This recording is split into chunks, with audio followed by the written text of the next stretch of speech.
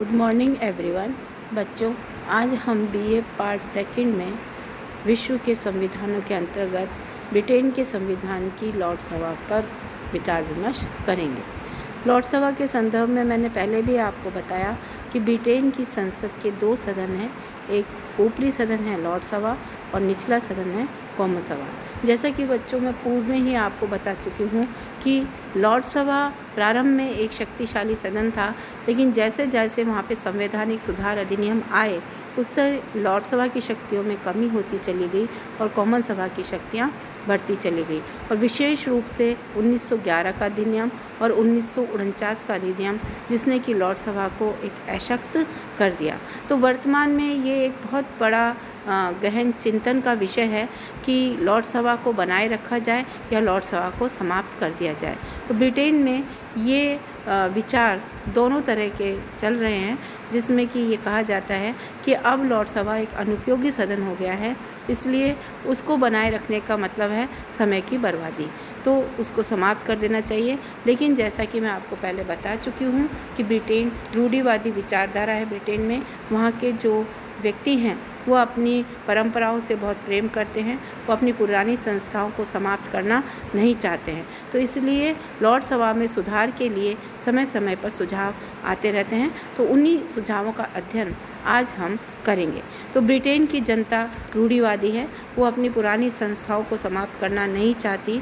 Lord सभा में संगठन की दृष्टि से और रचना की दृष्टि से कई कमियां हैं, जिससे कि अपना कार्य सही ढंग से संपादित नहीं कर पाती। इसलिए ये सुझाव आता है कि इसमें सुधार कर दिया जाए, क्योंकि बच्चों मैंने आपको बताया था कि लॉर्ड सभा की जब हम रचना देखते हैं तो उसकी सदस्य संख्या 1000 से 1200 तक भी हो जाती है, और जितने भी सदस्य हैं वो अनुवांशिक पीयर हैं, वो कहीं पर भी जनता के द्वारा चुने नहीं जाते हैं, और ये सारे सदस्य लॉर्ड सभा के उच्च वर्ग से संबंधित होते हैं। तो उनको जनता की जो आवश्यकताएं हैं, जनता की जो समस्याएं हैं, उनका पता नहीं होता है, और इस रूप में वो जब भी कोई डिसीजन लेते हैं, जब भी कोई वो अपना बिंदु देते हैं, तो कहीं ना कहीं जन विरोधी हो जाता है। तो कहीं ना कहीं ये माना जाता है कि लॉर्ड सभा जो प्रगतिशील कानून हैं उनके निर्माण में कहीं ना कहीं बाधक सिद्ध हो रही है, तो इसे समाप्त कर दिया जाए। लेकिन समय के साथ साथ अभी समय के रहते हुए इसे समाप्त करना इतना आसान नहीं है,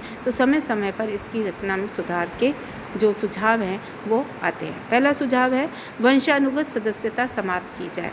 तो बच्चों, जैसा कि मैंने आपको बताया कि प्रारंभ में लॉर्ड सभा की सदस्य संख्या जो थी, इसमें वंशानुगत पीयर्स 90% होते थे, लेकिन धीरे धीरे इनमें सुधार कर दिया गया और अब केवल 20% वंशानुगत सदस्य होते हैं। लेकिन अब ये सुझाव आया है कि इन वंशानुगत सदस्यों को समाप्त कर देना चाहिए, क्योंकि संसद एक ऐसी निकाय है जिसमें कि जनता की अपेक्षाओं पर नियमों का निर्माण करना होता है। तो जब लॉर्ड सभा के सदस्य जनता से जुड़े हुए ही नहीं होंगे तो वो जन अपेक्षाओं का ध्यान किस तरीके से रखेंगे। तो इसकी रचना में सुधार के लिए कहा गया कि इसकी वंशानुगत सदस्यता जो है समाप्त कर दी जाए और प्रत्यक्ष रूप से या परोक्ष रूप से इसका निर्वाचन किया जाना चाहिए, और इसका मनोनयन जो है वो सम्राट के द्वारा भी किया जाता है। तो उसकी जो संख्या है वो भी एक निश्चित कर दी जाए। जैसे कि बच्चों, हमारे भारत में आप देखोगे कि राज्यसभा में 12 सदस्य जो है राष्ट्रपति मनोनीत करता है।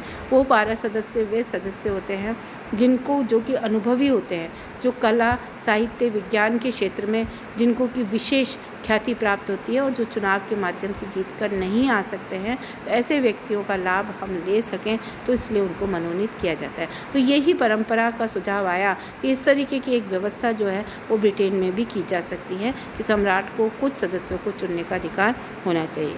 दूसरा जो सुझाव है वो है द्वितीय सदन की सदस्य संख्या प्रथम सदन की तुलना में 50% से अधिक नहीं होनी चाहिए। प्रथम सदन जितना है उसकी तुलना में 50% से अधिक नहीं होनी चाहिए, क्योंकि बच्चों लॉर्ड सभा की सदस्य संख्या 1000-1200 है, और ये भी मैंने आपको बताया था कि लॉर्ड सभा की बैठक जब होती हैं तो उसमें यदि 3 सदस्य आ जाते हैं तो उसकी बैठक शुरू हो जाती है। तो ऐसे सदन की कोई उपयोगिता ही नहीं है जहाँ पर कि कोरम की संख्या, गणपूर्ति की संख्या केवल मात्र 3 है।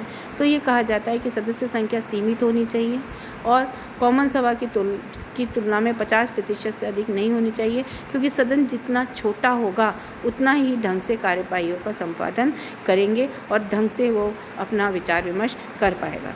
तीसरा है सदस्यों की नियुक्ति के लिए अप्रत्यक्ष निर्वाचन हो या फिर मनोनयन पद्धति को अपनाया जाए।